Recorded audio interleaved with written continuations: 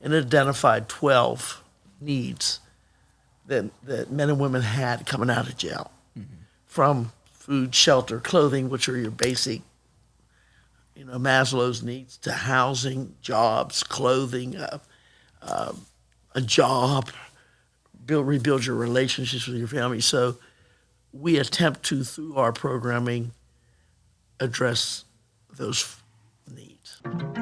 Welcome to the Pulse Project.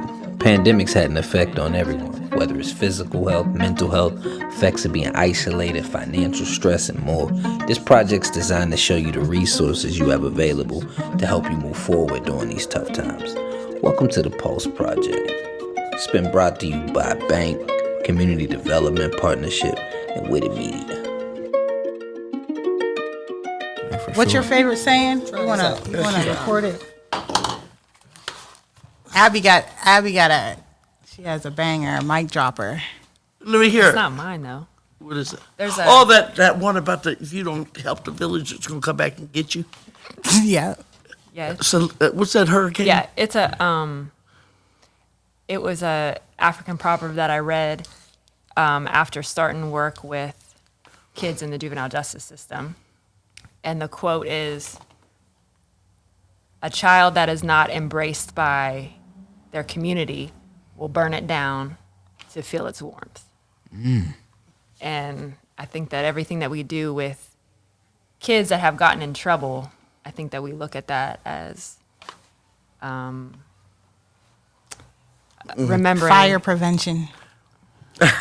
remembering that it started with the community first before anything. It started with a broken heart, a broken spirit that wasn't created by whoever created it.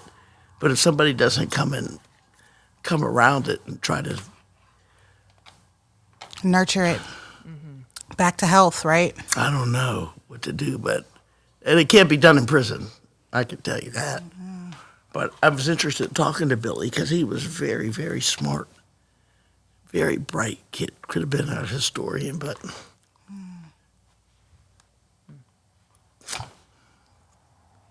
Yeah.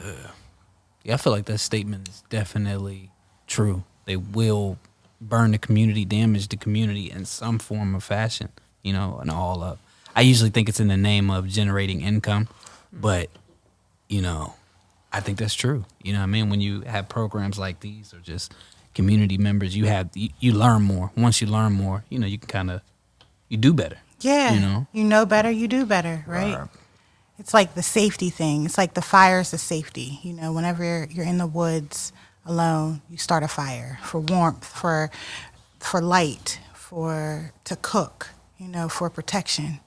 And when these kids are not feeling safe, they have to create their own safety. And so they're going to do what it takes to burn to it get down some response. so that they can so that they can feel safe. So how does Trails, kind of fill that void, with the youth? Like, what I know you guys I got a lot of programs, but what specifically for the youth, do you guys do? well, we go to where they're at. Number one, and I think we go where they're at, and we haven't left. Our programs are 20 years old. A lot of funding has come, and people come and they go. I think we've been around for 30-some years. It's big. Says a lot. And so they're used to coming and doing what they call drive-bys. And I think one thing I learned from the guy, Pastor Williams, and his father, well, they didn't like that type of programming. They liked, if you have a church in Beaver Falls, they should be serving the children of Beaver Falls. That we are, the Bible says, in fact, there was a guy, I can't remember his name, came from Philadelphia, and he said, we shouldn't even be dealing with social services. That the Bible says that you should be taking care of your own, So I think that he had a problem with, like, a church from Aliquippa coming and dealing with kids from Beaver Falls. It should be the church's job to do that, or a community's job. And I think that it makes sense because you're right there. You most likely know the family, the kids, the history. You can do it all year round. Don't do it in Christmas. You know their birthday. You know when they're going to school. So kind of our programs that Abigail and Colby have done is kind of expanded that or dealt with that need on a community basis. Because the summer program and the after-school program have allowed us to have programming all year round. And for 20 years, I think our Hayes program is 20 years, and our after-school program is getting close to 20 years. They run consistently. Man, 20, 30, I'm hearing all of these numbers. Like, what year did Trails start? 1988. So I'm a year older than Trails. That's crazy. So 34 years. That's wild. So can I hear some of the history, like how it started, why it started? Sure. Yeah. Reverend Williams always would tell us stories. Thankfully, I got to start at Trails while Reverend Williams and his father were still very active in the ministry. And he would tell us stories about when he first started, he had been gone, Reverend Williams had been gone for college and for work. And then when he would come home and visit Beaver Falls, there were a lot of his friends and people that he knew that were going to jail for different reasons, and it broke his heart. And when he came back, he ended up moving back, and he said to his dad that, like, we have to do something. They didn't have any money. They just had the heart for it. And so they got permission to use the Harmony Dwellings Community Center. They started a ministry called Men's Night Out.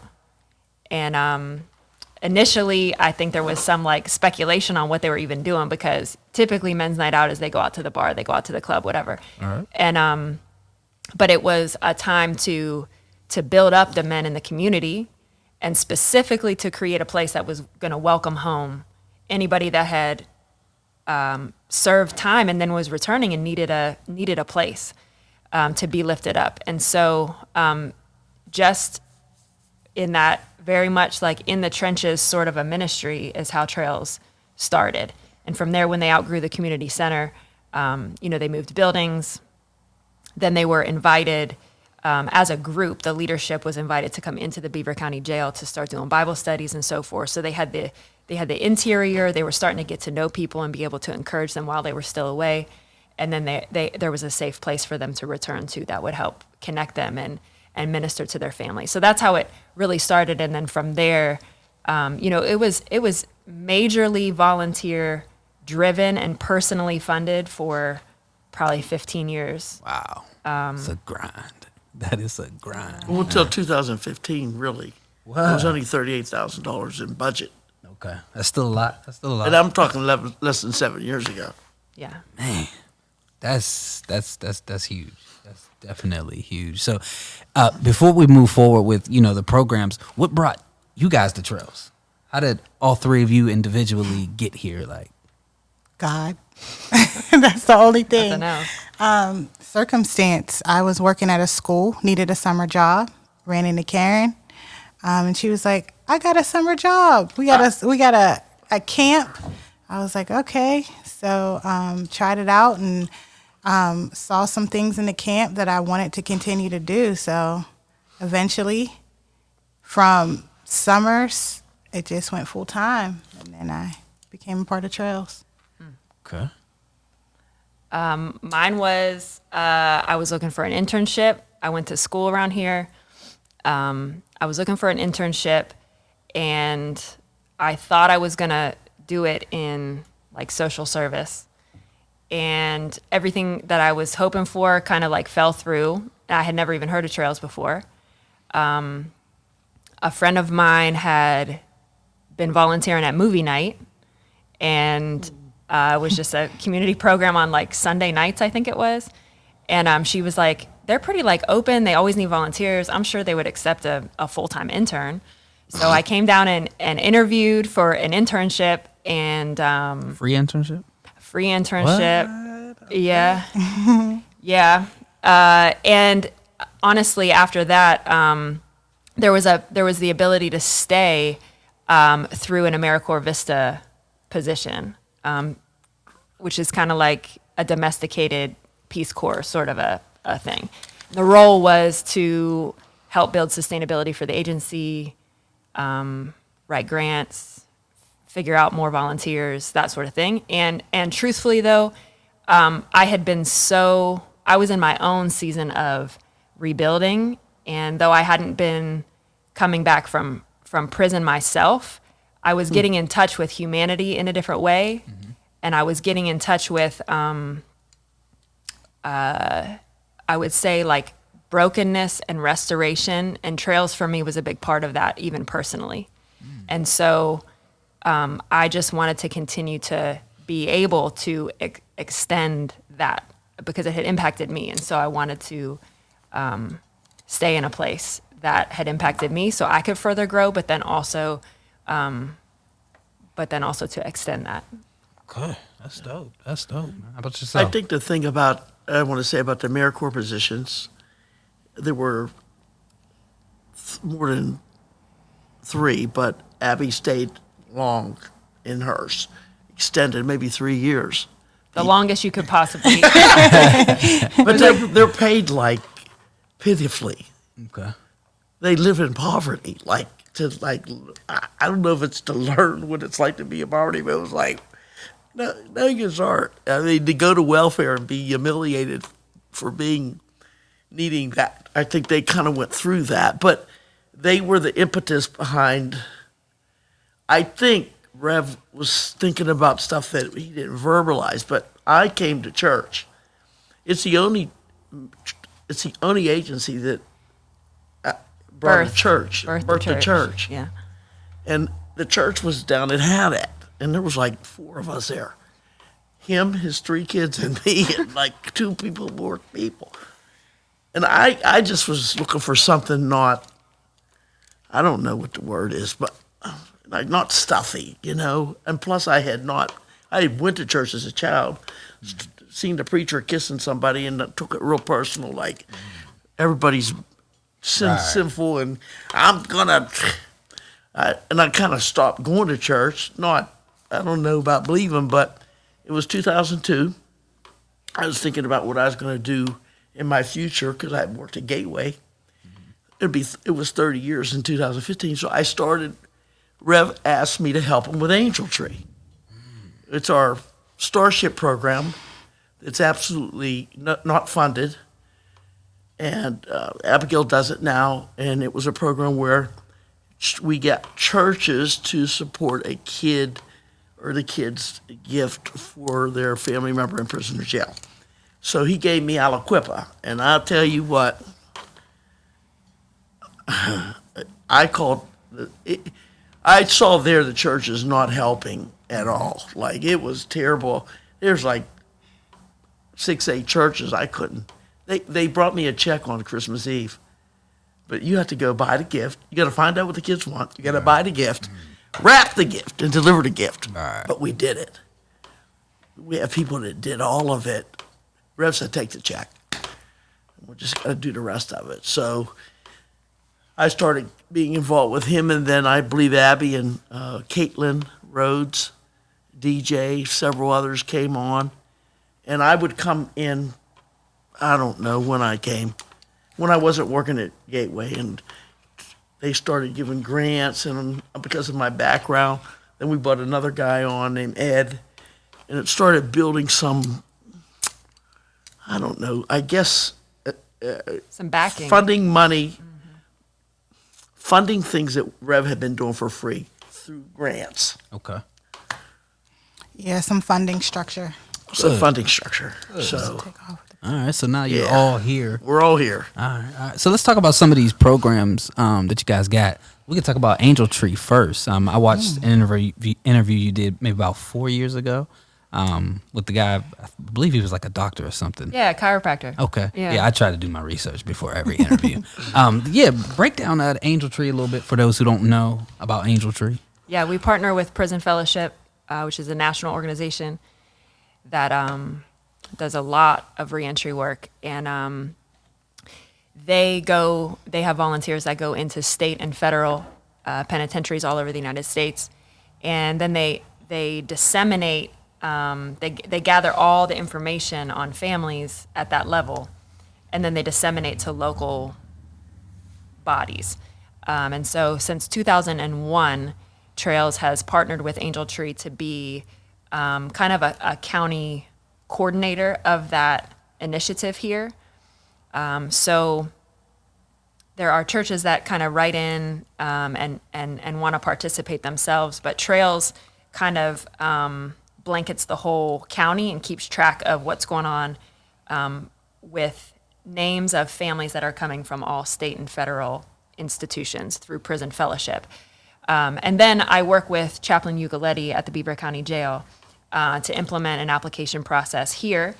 And we run that for a good month, if not 2 months, headed into the Christmas season to generate, to find out what kids are going to be separated from their parents just due to local incarceration.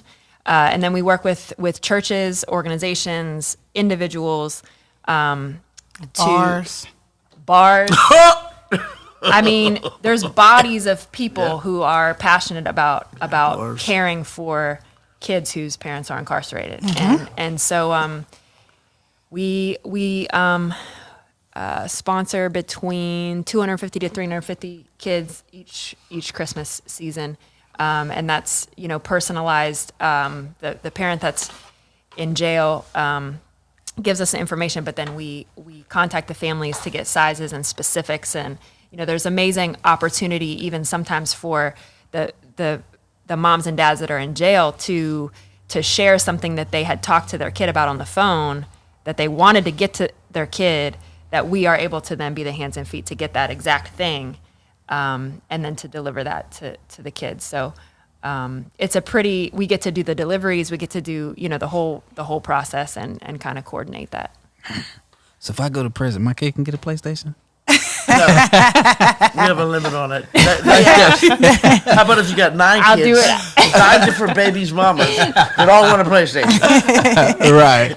But I think this is powerful as someone who grew up here in this culture, and I've always felt like nobody's cared about individuals in prison.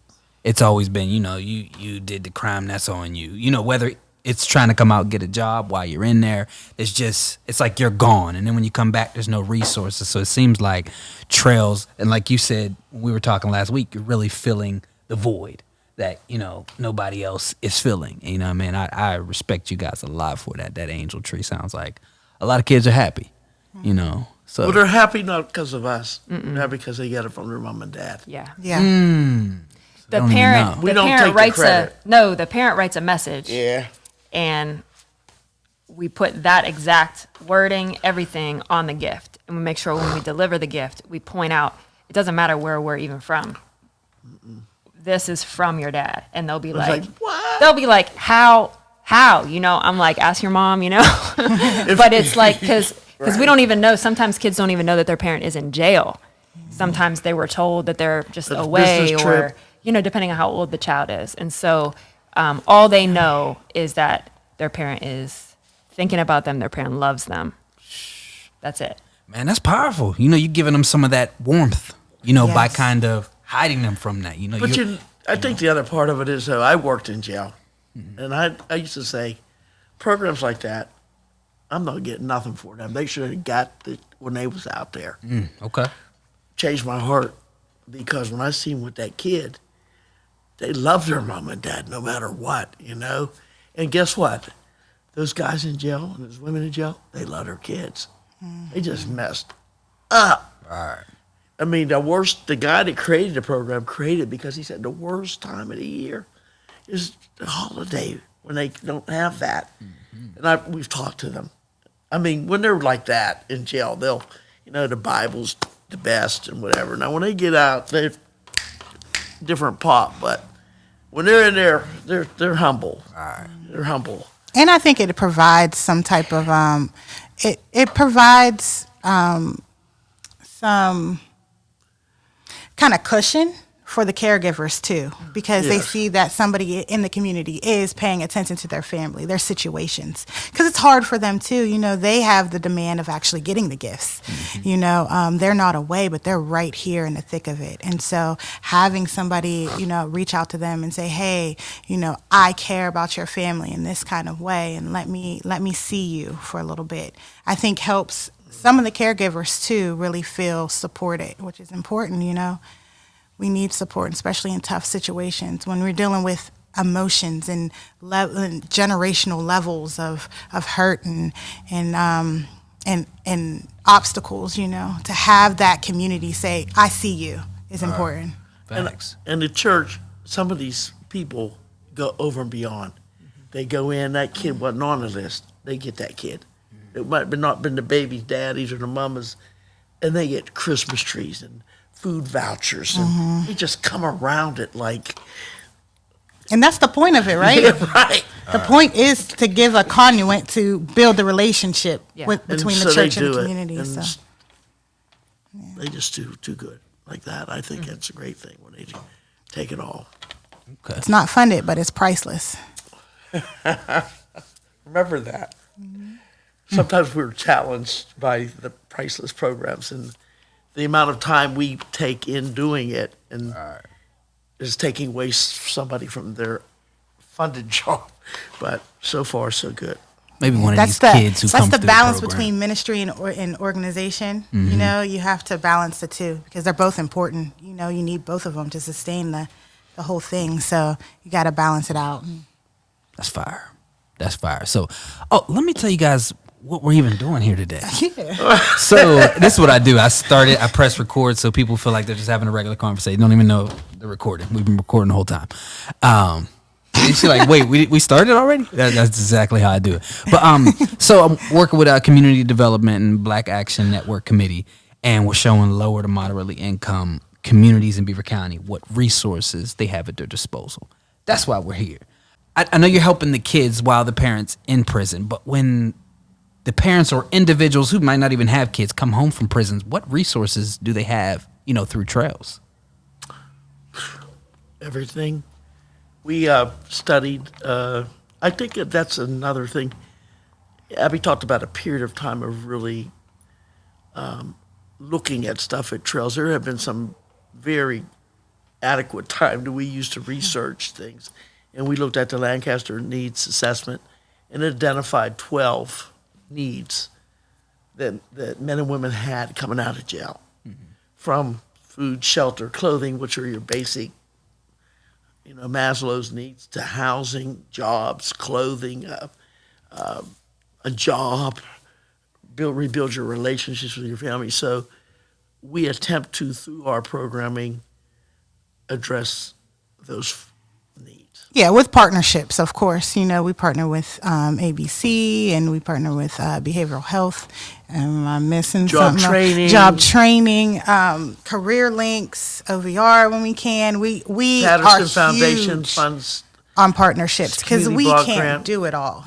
So what are some of those 12 needs? Because I hear the job training, all of that, so I can assume what they are. But what are some of those 12 needs? If you know Well, off the height? vital records, which are your Social Security card, your birth certificate, and your ID. You need those to get housed. And food. And employment. We need food banks. We need churches with food banks. We need Salvation Army with food banks. We need to be somebody who don't have any food. Come on. So that's the basic needs. Clothing. Yeah, I see the suits over there. So if Yeah, somebody I mean, want to them go on a is- job them interview, is- they got but you- suits. Them is not only suits. Them is attorney suits. Okay. Top of the night. They all went to the laundry and they got. I'm from Russell. Linwood Alfred. Yeah. No, we ain't got the We red ain't got hats and those the red ones yet. glasses. We ain't got We don't those got ones the yet. shoes and the hat and the glasses meeting. But we got. We partner with We're at Your Service in New Brighton. Okay. Miss Valerie, she has an amazing clothing kind of like a program over there where she has Salvation Army. vouchers. Salvation Army, the Franklin Center to get clothes for them. Then we have housing, which we have to help them go through Cornerstones. Other agencies, Salvation Army has a program. Drug and DOC. alcohol needs, mental health needs, trauma. There's even being court support for I mean, a lot of people come out and they're still on probation. They're still on paper. They still have a lot to do to get off probation. Fines and community service and appointments that they have to get to and Transportation. evaluations that they have to have, you know. You guys are like everything. We try We to partner with people to be everything. We want to be where people come and feel Okay. welcome to come as they are with whatever needs they Yes. have. and not have to say go there and get that. We'll take you there. We'll take you there. We'll walk with you through this because Yes. we see your struggle. Okay. You're not just somebody coming in needing a service. You're a human being with a struggle that we want to help. That's dope, man. And then, of course, you can't give somebody a fish and then think they're going to survive. You got to teach them how to fish. So we have a lot of programs that are starting up now. BC Hopes and Dove, they're workforce development diversion programs that will meet again our people where they are, and based off of what they see their success as, giving them pathways and agencies to create that success. So building hope within them, I think is like kind of the basis of what we're getting to of who we are, just because we do make sure that you are holistically taken care of. We don't necessarily do the actual work, but we do ensure that you're walked with and that you walk through whatever you want to get to. And so I think we sum that up with building hope within the people that come and need our support in whatever way they need to, or whatever way they see their success. I might see them as a lawyer, but they might see themselves owning a McDonald's. And so I can't put my expectations on them. I have to let them decide what their success is. So It's kind of coming full circle too, because when we started at Trails, there was Trails, the building itself was called the Hope Center. And we're kind of coming back around because I've never even put that together. now there's the hope theory. Now there's hope can be measured. It was a good idea before, but now there's research behind it that validates what we've always felt as an agency, that the single most important thing that somebody needs to do anything is hope. If they can't see something different for their futures, there's no motivation. There's hopelessness. There's depression. There's giving in. There's no basis for courage. There's no basis for growth. And so it is kind of coming full circle. That now a lot of our programs, people are measuring success in a lot of different ways. And in our programs now, we're trying to measure hope, because that's what we want to create in people, because that'll last longer than anything. That'll carry them to wherever they need to go. A lot of our, I want to say kids, young kids, 13, 14, 15, they seem to come here, but they don't leave. Once there feels like there's a somewhat of a staff attraction of likeness. Like people that work here, they seem to come here and be here for a reason. I won't say everybody. I can think of a couple people that didn't make it here for that reason. I don't think they leave like we do. It isn't a Democratic or Republican place. But here's my example. I'm on the phone, and this woman says, I don't want to deal with no niggers. And I'm thinking, okay, I got to let her talk to somebody. And I give her to my coworker, Ed. Well, his kids are biracial. Then he said, right, did I ever talk to somebody else? Well, everybody gave him to Todd Davis. And then it was like, but who could do that? Who could put together, it got to be Lord, you know what I mean? Right. So I'm just saying it to say I didn't beat her up like I would have when I was 16, but I know I needed help with the topic and subject, but it feels like there's like-minded people here. I don't think we're all alike, some are, but there's a spectrum, and when you bring a young man in here that I've seen us bring in the last couple of years, and I try to tell this person, what do you want to do with your future? It's like, I want to stay what I'm doing. They don't want to leave. They're attracted to something that's help them. I mean, our goal is to move them along, but I see even staff. We've had interns, and I'm like, your internship's over, and they're like, I'm not leaving. Like, what is it that makes people not want to leave? But I see it happen. I've seen it happening here, and I've seen it in the past. There seems to be something that people connect to. This is fire, and I have to admit, I'm disappointed Why? because how am I? Like, I've always known about Trails, but where is the online presence? I hear you guys speak. Well, I hear Seth, gas after gas. if you're willing to volunteer your services and time, our nonprofit organization would be blessed So you need help in that aspect. with your expertise. Because I'm hearing you guys speak and like, Yes, so yeah, The We're wor- so the world in. needs we're so this. ministry like. We're so in it that there's not a social media director here. There's not a fundraising committee. There's not Relax, all these Amar. things that we lose money on our fundraisers. I'm not kidding at all. Colby's run the only couple successful fundraisers we've had. We end up giving out all the dinners we're trying to sell. We end up, and so we there's nobody here that specializes with that kind of, I would say, I don't know, that sort of development for the world now that we live in. That's how you get your name out there. That's how you tell people about yourself now. And I don't know that we just continue to grind. I think we're on a trajectory to get Okay. there, Yeah. right?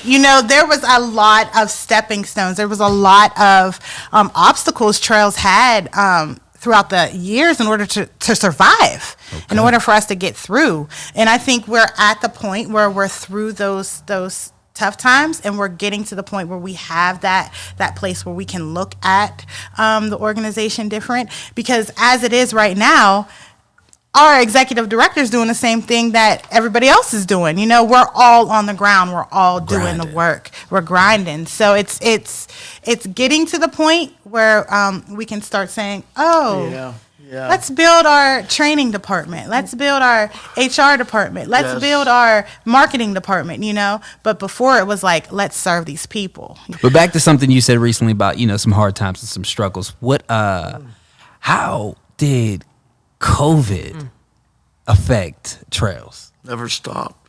Yeah, we ramped up because we're filling the need, and COVID left a lot of need to be filled. Different obstacles that people were trying to navigate through that they weren't used to, that nobody was used to. This is an unprecedented thing, so nobody knew what to do. But we knew that the community needed the support. So our programs changed. They could not look the same, but there was different needs that needed to be filled. That we kind of went right into just, well, how can we make this program fit the needs of the people that we're at, right? Of where the people are right now. So we started doing like a lot of food. We Drive-bys every day. Yeah, we did a lot of food support for those first couple of weeks. When everybody was shut down, nobody was ready for that. So there was some people that we served that was not ready for meals. They did not have enough meals. So we were giving meals to families, especially with kids. All of our after-school programs, they couldn't come to the program, but they still had school. And they were still at home. So ministering them at their doorstep was, I think, what we kind of just shifted into naturally. And then from there, it was, okay, now how is it going to be our new normal? We did a lot of training. We did a lot of research around how to keep our people that we're serving safe in our programming, how to You guys keep act us safe. as one of the warming centers as well, right? Yes. Aren't you guys one of the warming centers? Okay. Wow. And all of that is still real life needs that didn't go away because of COVID. COVID just made it more complicated. So we just had to figure out how to adjust. And God is a provider, so He was just throwing stuff at us to use so that we could provide for the families in the way that they uniquely need it, because we didn't know what anybody needed. We didn't even know what we needed. It was even shifting programming even in time. I mean, our after school program became what was called Learning Pods in partnership with Neighborhood North, where we provided, we were supported by the school system to provide programming during school hours, because the kids had to go virtual, but their parents still had to work. So they didn't need after school programming anymore. They needed during school programming. So we created something specifically and intentionally for kids who were slipping behind because of the digital learning, and providing a place that they could come because they needed hands-on. They needed to be around people.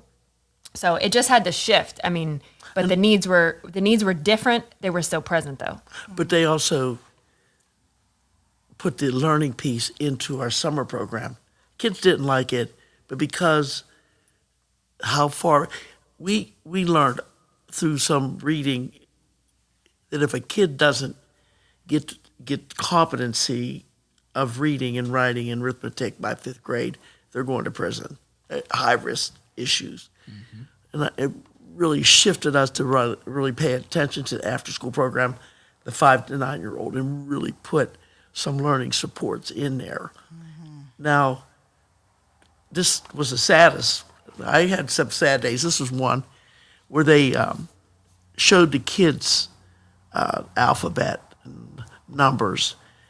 They could sing ABC, like the Jackson 5 and dance to it. They told them to pick the F, and the kid couldn't pick the F. So they knew it, but they didn't have letter recognition, which is key to reading. What good is that? So, Right. I mean, for us, it meant like, how do we shift, make some socialization, some activities, but Really shift academically. Academically, it became a academic kind of a year for us, and it was a TUFT scholar. I remember that word of reading it during the pandemic. It said, these kids are going to be back 2-3 years. And that's how it affects me right now, because we're seeing it. It's evidenced by us, the kids needing that type of educational support, social support. I mean, last summer we dedicated the whole summer to play with them, teaching them to play, which is a challenge for me, because they like to play on the phone. They like to play. Their gadgets were not my gadgets. I know play techniques from my day and time, but I don't know today. But anyway, we're challenged by that. But those are the things I think the pandemic did. It showed me how far behind, if we don't do things, these kids can go back. And we learned through our program with Neighborhood North that the kids didn't go ahead, but they didn't go back. Right. They stayed the same. Yeah. Which is So how do you measure stay the same? Right. You'd say, oh, that's good. Well, that's good. Right. during COVID? So yeah, absolutely. that's one thing I learned about COVID. It didn't take us down. We went, and then some of the things that Rev had brought to the agency through virtual visitation, because we weren't allowed to go into prisons, we had to bring the prisons to the families through the virtual visitation program, which is one that Abby does, her staff. We kind of were able to help families see their kids through mobile units. Yeah, you know how like the online schools, like the cyber schools, during COVID, they were like, "Hey, we already have the software." We were kind of like that with virtual. Yeah, we had them all. There was a crisis where everything was on lockdown, including the facilities where our kids are at, right? And so they could not get any type of visits at all, not family, not from their social service agencies, anything. And so we were kind of just like, oh, we've been doing this for years.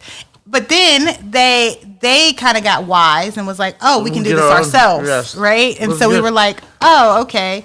But it gave us an opportunity to go deeper into the mentoring things. piece of virtual, which is where we were heading anyway, because they were coming out. They needed support transitioning back into the community.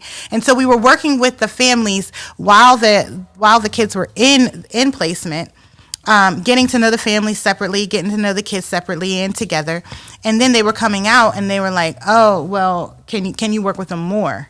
And so we started working in the aftercare setting, getting them settled into their communities, and kind of just moved in that direction. Then with virtual, once everybody was like, hey, we can do the same thing. We have the same software now because COVID kind of forced us all to be virtual. So I think it kind of gave us permission to look at our programs differently too. Because I think that we were kind of like safe in what we were doing before COVID. We were like, we knew what we were doing. We were kind of safe. We knew kind of where it was going.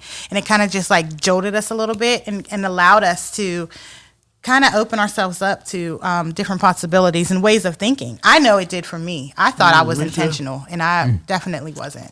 COVID taught me that. Yep. I would say the only other way I can, just some big hits that we had was during COVID, a lot of relapses. During COVID, a lot of overdoses. We lost a lot of clients. We lost a lot of clients. With the pandemic, checks that were coming with people who weren't in a stable place. It was bad. Yeah, it was challenging to navigate for them. And then if they have mental health and we can't come around you, you got to be safe. I think of Will, that killed him, literally. Yeah, the isolation for some people was rough. Yeah. It's tough. And it changed our whole staff. I'm not saying negative or positive, People work from home, and some of us stayed at work, and it didn't mean work wasn't happening. Stuff was still happening. Right. But it's kind of, it's allowed people to have that kind of freedom or trust, I think, too, because nobody's questioned. But you have to be accountable, too, So it kind of grew me up a little bit as a supervisor, like, you have to trust your people doing what they're supposed to do, and people call, oh, I seen so-and-so down Foodland. Doesn't matter.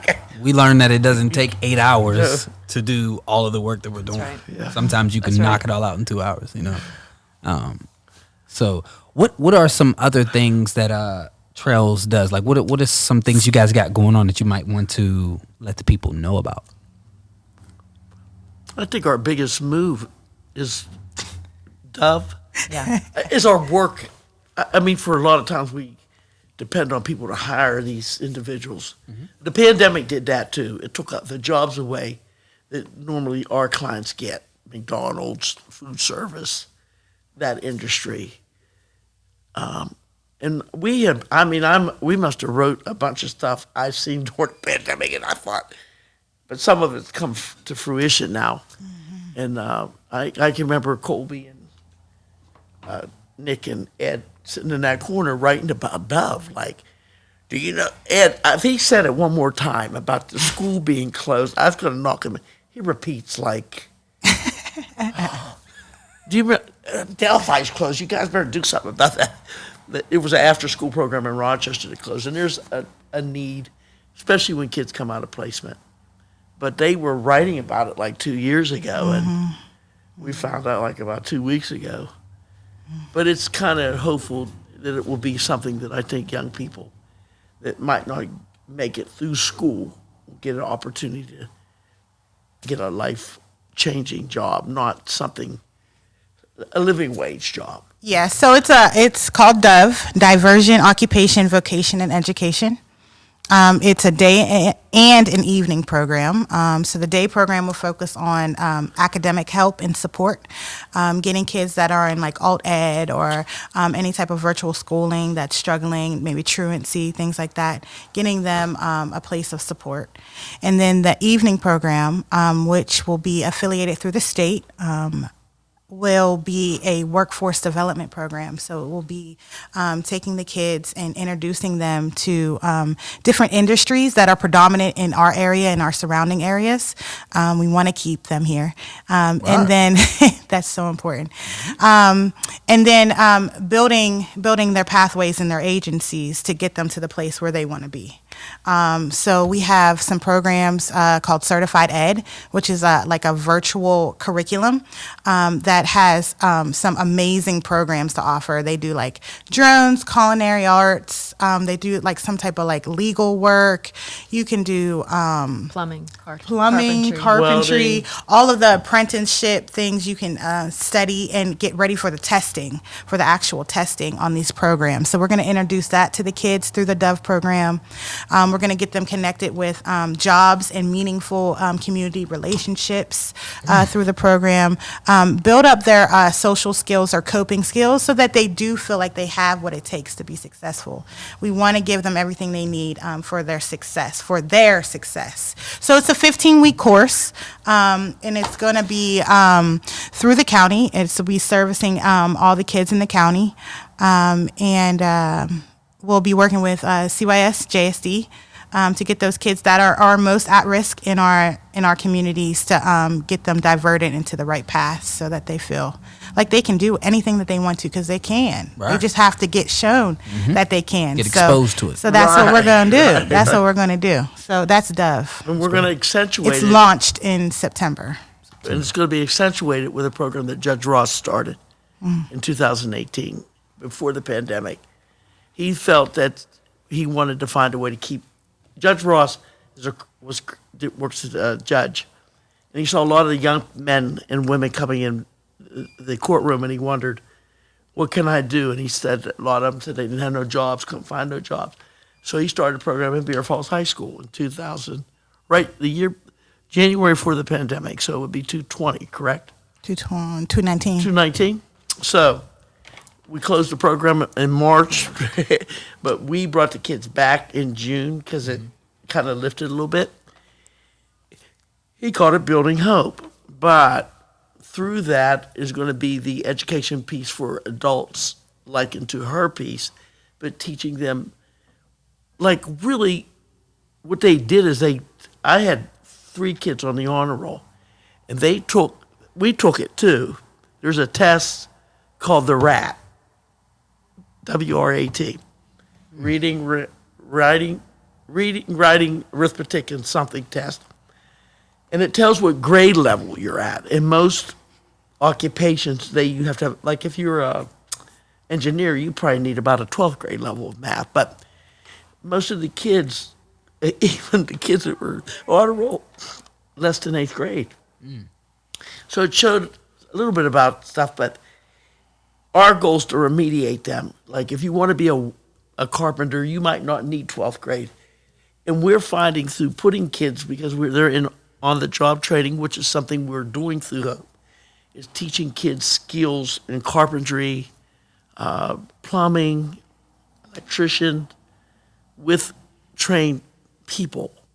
So it's another offshoot of that. We're having great opportunities. We're doing a program called Reclaim, which is another new program. And it came out of the Baltimore Wood Project. There are consultants. They are consulting with us. Okay. They had a whole bunch of blight housing that needed torn down in Baltimore. It looked like Bangladesh, bad. And they couldn't find anybody to do it. The forestry department got some men and women coming out of jail, and they started deconstructing the houses, and they found wood that was valuable, windows that were valuable. So some of these men and women coming out of prison are now making money, but they're also beautifying the neighborhood by taking these properties down, giving people jobs, putting playgrounds, building houses affordable to other people in the community. Who gets to own the homes? People in the community that are poor. Okay. So we're now in the process of working that. We have the 3 most at-risk areas in Beaver County: Midland, Aliquippa, and Beaver Falls. We got 12 houses in each town to bring down. We put some guys through training since March 7th. They're doing deconstruction now. They've done one house. there's a lot of other stuff that we've learned about doing it, but that you have to, some people are dead, so the house has to be taken off the repository and.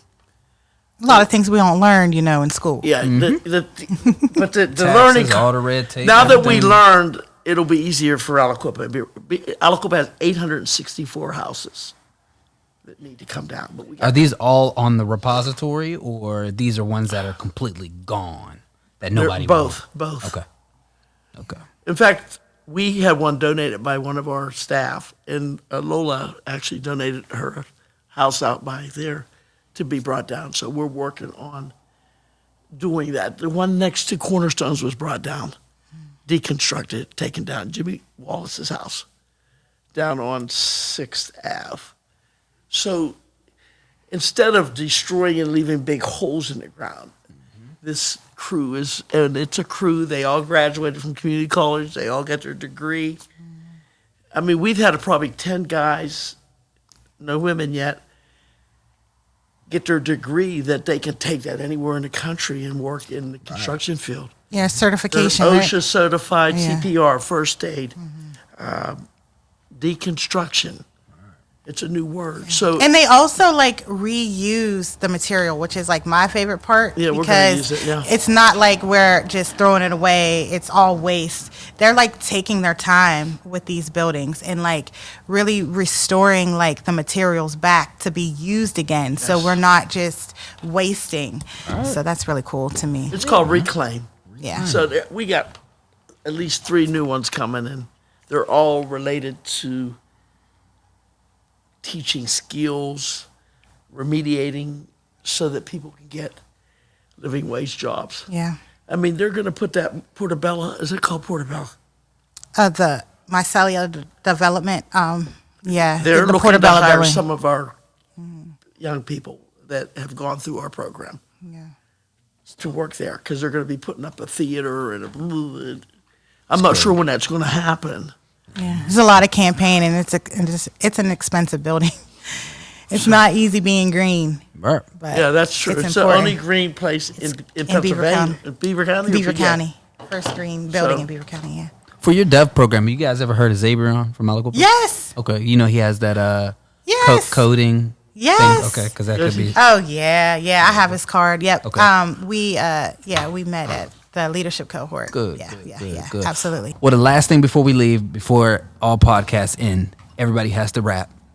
What? Rap. Let me turn on the instrumental so we can all get to it. No, I'm joking. I was ready. No, I wasn't. Okay. But no, it was great talking to you guys. If you guys don't have anything else, we can end out. Yeah. Thank Thank you. you so Thanks much. for Yeah, doing thanks this so for much. us. I All right. appreciate it. Thank you guys. Yep. Thanks.